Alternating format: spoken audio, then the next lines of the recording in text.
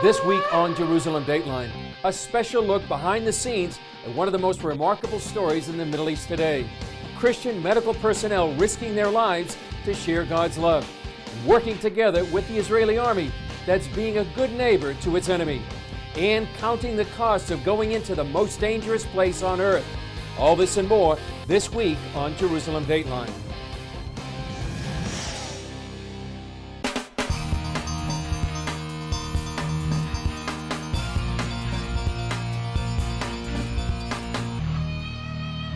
Hello and welcome to this special edition of Jerusalem Dateline. I'm Chris Mitchell.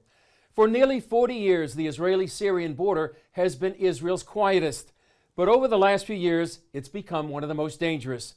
The Syrian civil war that began on March 15, 2011, has left nearly 500,000 dead, millions of refugees throughout the Middle East and Europe, and millions more Syrians as refugees in their own country. But in the midst of all this danger and chaos, Israel is working to change hearts and save lives. Inside Syria, a bloody civil war has raged for nearly 7 years. For the most part, Israel has stayed out of the war. But how could the Jewish state respond to this crisis and to the people on the other side? They decided to be a good neighbor. How far away is that fighting? Half a mile. Marco Moreno served in the Israeli military intelligence for 25 years. After the Syrian civil war began, the army assigned Moreno to come up with a response to the carnage. In the end, we took a very unique path. The path was to offer humanitarian aid to the Syrian side, meaning food, medicine, medical treatment, and help them in their tough hour. But asking nothing in return. Yeah. Asking nothing in return. It's kind of thinking outside the box, and it's not something that you can find usually as a set of mind in the Israeli army. This outside-the-box plan became the Good Neighbor Project. After several years, it's provided tons of food, fuel, and supplies to Syrians on the other side of the border. The military also brought thousands in need of medical treatment into Israel, despite the warlike relationship with the Syrian government. The goal is simple. To gain the hearts of mine. Listen, Syrian, we are your neighbors, okay? We don't want to hurt you. We want only to love you and help you in order to live in peace as neighbors, good neighbors. And as you say, that it's a game changer? It is a game changer. What struck me as one of the most profound dimensions of the whole story was that these were man-to-man, eyeball-to-eyeball relational equity and trust. And that struck me, and I wanted to get involved in that. Moreno enlisted Dalton Thomas, the founder of Frontier Alliance International, to send Christian medical teams inside Syria. And the thing is, they don't have anything over there. So they want and need everything on a medical level. The hospitals have all been bombed, the doctors have been assassinated or displaced. There isn't anyone over there. But who would go into what's become the most dangerous place on earth? One story that compelled me is the story of the Good Samaritan. Emmanuel led the first team in and found his neighbors bleeding and dying. You have everything from chronic disease, whether it's diabetes, blood pressure, and you have somebody who has his leg blown up or his gut spilling out or every kind of trauma that you can imagine. The conditions are abysmal. First thing I saw was hospital. I remember walking down the stairs and I remember smelling, because they had a lot of traumas that day, and I remember smelling the blood and then just walking in and being like, oh my goodness, what did I get myself into? Brittany also found herself in the war zone. She came with Tanya, a surgeon, and Melanie, a translator. They all went into Syria to help those caught in the crossfire. As chief surgeon, Dr. Tanya faced procedures she never saw in civilian life. But why go into such a dangerous place? If anything, when I read the Bible, what I see is a God who is mighty in battle, a God who intervenes in a time of dire distress or need. So when I read that, it's easy for me to trust God, that God would protect me, that God would shelter me. And if He calls, I believe He will protect as well. They are warriors. Warriors. How? You have two kinds of warriors. One is carrying a gun, protecting his nation, fighting whatever, like I was for 25 years. The other kind of warrior It's a world with the Bible, with a true belief in his heart. In order to serve the Lord, he needs to do what he needs to do. Syria, it's the dangerous place on earth. Everything can happen in Syria, everything. And they live in bad houses without hot water, bad food, they don't have any toilet, sleeping sometimes on the ground, but they are believers. They're doing it because they love Israel, because they love Jesus, and they want to help in the name of Jesus the Muslims. This is a very honorable thing. Away from the operating room, Dr. Tanya learned how to make bread Syrian style. While they came as neighbors, they left as family. Welcomed in almost immediately as a part of the family because there was no one else there. How quickly I fell in love with the people and the community. They were amazing people, and so the day that we left was probably one of the hardest days of my life, just with leaving these people that I had grown to love so much. The dynamic here is it's a threefold cord. You know, it's three ropes that have been intertwined together, and the bond is so tight. But who would have thought that Syrian, Arab, Sunni Muslims, Christian laborers, and the Israeli army, and the bond between the three is amazing. I think it in itself is a phenomenon and a miracle. As believers, as Christians, I believe our life is not our own to start with. So I come from that perspective, is the fact that because Jesus has given his life to me, all I can do is give my life back to him and allow him to write the story of my life. So however that story is, I am pretty comfortable with that. Yeah. They're really doing this because of the audience of one, that he sees it and it matters to him, and he's the one that's motivated this whole thing.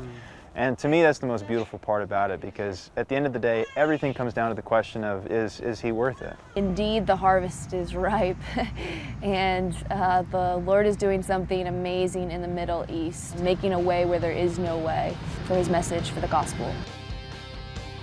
Coming up, a look at one of the most unusual camps in the Middle East when we come back.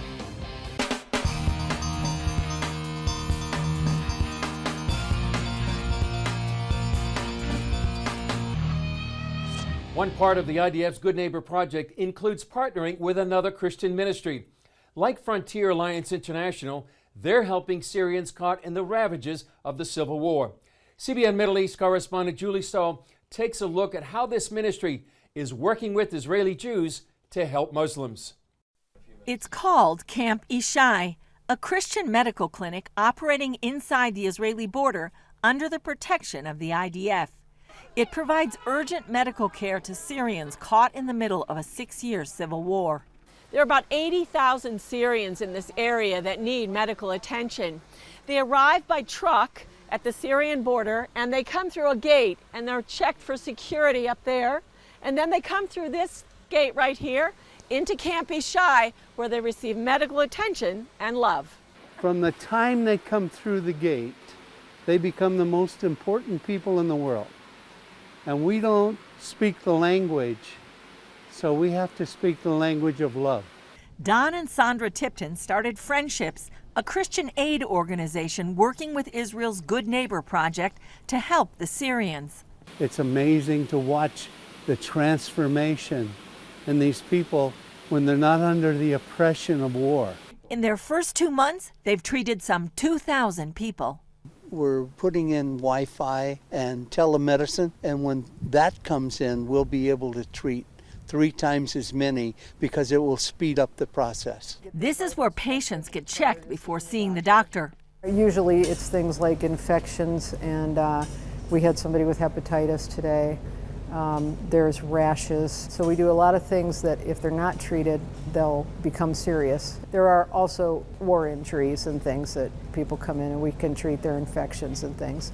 And we diagnose people that we're not able to treat, and we refer them to various outlets for further possibilities. While incubators, birthing beds, and x-ray machines are on the way, that's not their biggest need. Right now, we're in desperate need of people to play with the children, and doctors and nurses.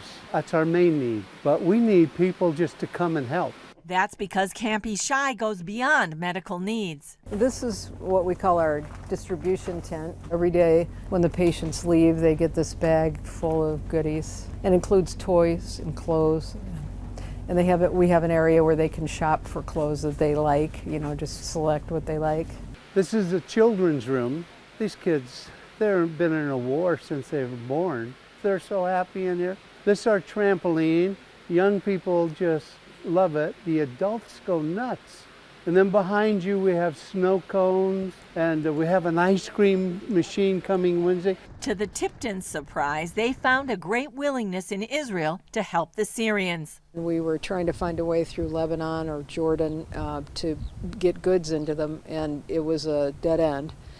So we started working with our friends here in Israel. We had no idea that we would run into such a loving friend in Israel, that they would have the same vision for helping these people as we did as Christians. After nightfall, CBN News accompanied the IDF on a mission along the Syrian border.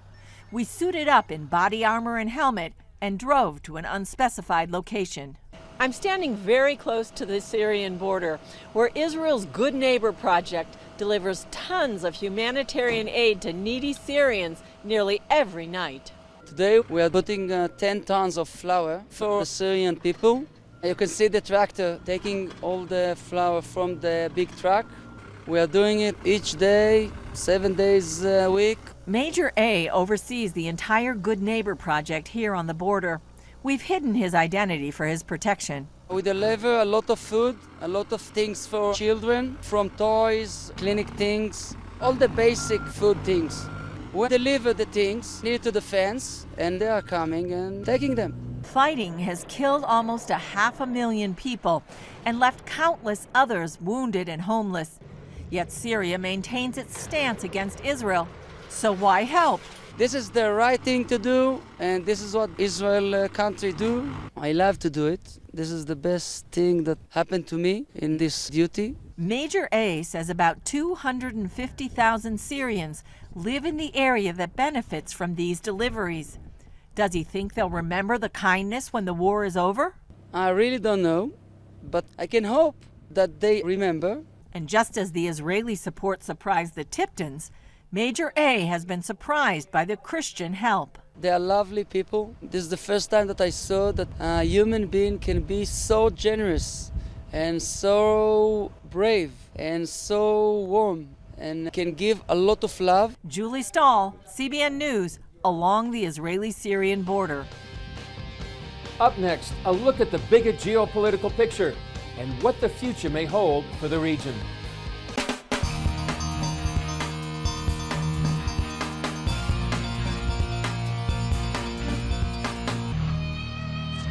While Israel is doing what it can to be a good neighbor, it faces existential threats from Iran, Syria, and groups like Hezbollah. We talk with Marco Moreno and Dalton Thomas about what dangers the Jewish state faces and what the prospects are for war. How would you describe the military situation on that side of the border and what dangers it poses to Israel? On the Syrian side, we have hundreds of armed groups. All, you name a terror organization in the world, we have it here. From ISIS, Hezbollah, we have Iranian here, we have Shia groups, everything. 95% of them with an agenda to attack Israel. But they're not doing it. And what about the influence, especially of Iran? Iran is the biggest problem of everything. Iran's agenda is to take terror organizations over the world, especially in the Middle East, sponsor them, give them education, equipment in order to attack Israel. I think what this current administration, the US, Trump administration, is doing very clearly is saying that Iran is the problem. This is a good thing that is happening now, that the administration see the things very bright. What is the problem here? There's been talk that Iran wants to have a land bridge all the way from Iran to the Mediterranean, including Lebanon, Iraq, and Syria. How close are they to establishing that inside Syria? Lebanon is, they own Lebanon. Iraq, it's on its way. Syria, not yet, but it will happen. It's a strategic decision that the Iranians took to open a front with us in the Golan Heights. They have it in Lebanon, they have it in Gaza. They have some in the West Bank with a couple of terror organizations, and now they are trying, I think 2018 will be very important for us to deal with this problem. Do you see a possible war? You know, in Israel, a possible war is like saying I'm going to eat falafel. It can happen every minute. Are they getting closer to the border? They're trying to. They're trying to. What do you see happening on that, in terms of Iran's influence? On a very simplistic level, the whole Middle East is a Sunni-Shia conflict. At the end of the day, I mean, even more than, let's say, a Muslim, Jewish, Christian conflict, the Sunni-Shia thing is just tearing the Middle East apart. And so, you know, looking at the whole issue of this, you know, what's been called now the Iranian land corridor, it's definitely happening. You know, we witnessed it over the last few years in Iraq, seen it in Lebanon. It's apparent. Everyone can see that this is what they're doing. To me, I think that's probably the most significant geopolitical event of our generation that's taking place right now, is the moving of the tectonic plates within the Sunni-Shia world. That's a huge conflict, the Sunni-Shia issue. And so for Israel, who finds herself right in the middle of those rubbing tectonic plates, it's a big issue. It's going to be the big issue for the next 10 years. And I think Israel was looking, from a security standpoint, looking at the situation when the revolution began, seeing that no matter how this thing ends in Syria, this is going to be years of conflict between Sunni and Shia, because win, lose, or stalemate draw, the divide is just going to be further galvanized. So it's not, no one's going to win this war. No one wins any wars, but this is a war, no one's going to win this. No one comes out of this and wins. It's going to be a generation of carnage. And I think as believers, I think what we need to do is think with a long-term mentality and a short-term mentality. You know, it's the response, it's the reaction to that. And, you know, the decimation of Mosul, the decimation of these cities that were held by Sunni militant groups, that's really, at the bottom, that's really the heart of this conflict, is the divided house of Islam. And so this raises a question: how should the church respond to the divided house of Islam? We can ignore it, we can just throw rocks at it, or we can engage. And I think by engaging in the heart of that conflict is one of the most important things that we can be doing in this generation. So how can people be praying about you, your team, Marco, and the IDF and the people inside Syria? 3 things I pray almost every day. Colossians 4, open up the door for the word to be clear as it ought to be. Psalm 91, in the safety and the shadow of your wing. And Matthew 9, Lord, thrust laborers into the harvest. You know, Jesus is very clear. Don't say 4 more months till harvest. Now. So I think if we pray from a position of now, you know, I think prayer is a terrible excuse for obedience. Terrible excuse. However, I think we should obey and pray. Meaning, let's not do the 4 more months of winter thing. Let's do the engage now. But as we go, let's do it from a position of prayer. And so the way, you know, the spirit of prayer that I want to operate in is one that marries prayer and obedience. That says, I'll pray for this, but I'll also engage in this thing. Coming up, what it means to put your life on the line and count the cost.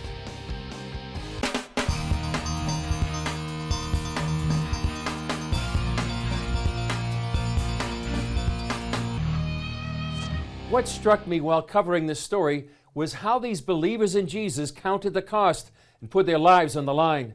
Take a look at some of the people you've already heard from in this program and others who went inside Syria. Debbie Dennison, a trauma nurse, and Dr. Sally Parsons, a general surgeon, sometimes went to YouTube to find out how to perform a surgery they had never faced before. They knew the dangers going in. Yeah, that's exactly what I need. I considered that I could lose my life there, but I considered that if he called me there, he was going to sustain me through that, and that everything was going to be fine. Continuing our walk. This is the house that was bombed the other night. You had to count the cost. You had to say, do I love you enough that I'm willing to lay down my life? Of course. And my answer was yes. Dennison's husband, Barry, had to count the cost too. My wife is bid in. She's a trauma nurse, and for the last 7 weeks they've been doing surgeries, delivering babies, Proud of her, and proud that she's able to do it in conjunction with FAI and the IDF. A totally unimaginable situation a year ago. Tell me about the bombs. What happened? So that day, about 40 barrels bombs came to that town. Out of those 40s, I would say a quarter of those lands right next to the house, because our house was built next to the mountain. So when they land, they ran right next to the house. Emmanuel saw a biblical parallel in his decision. First, I think the core of it is understanding that the Lord is writing the story. And I was always compelled by Daniel and his friends when they said, the Lord is mighty to save us, but even if he doesn't, it's worth going to the fire. So with that, I think it was just a beautiful thing for me to stay rooted in knowing that the Lord is mighty to save me. But even if he doesn't, I think it's worth. That's truly remarkable and inspiring. If you'd like to know more about Frontiers Alliance International or Friendships and would like to volunteer for these kinds of assignments, you can reach out to these organizations on their website at faimission.org or friendships.org. And please pray for the safety of these brave men and women and for the Syrian people caught in this deadly civil war. That's all for this special edition. Thanks for joining us. Remember, you can follow us on Facebook, Twitter, Instagram, and YouTube. I'm Chris Mitchell. We'll see you next time on Jerusalem Dateline.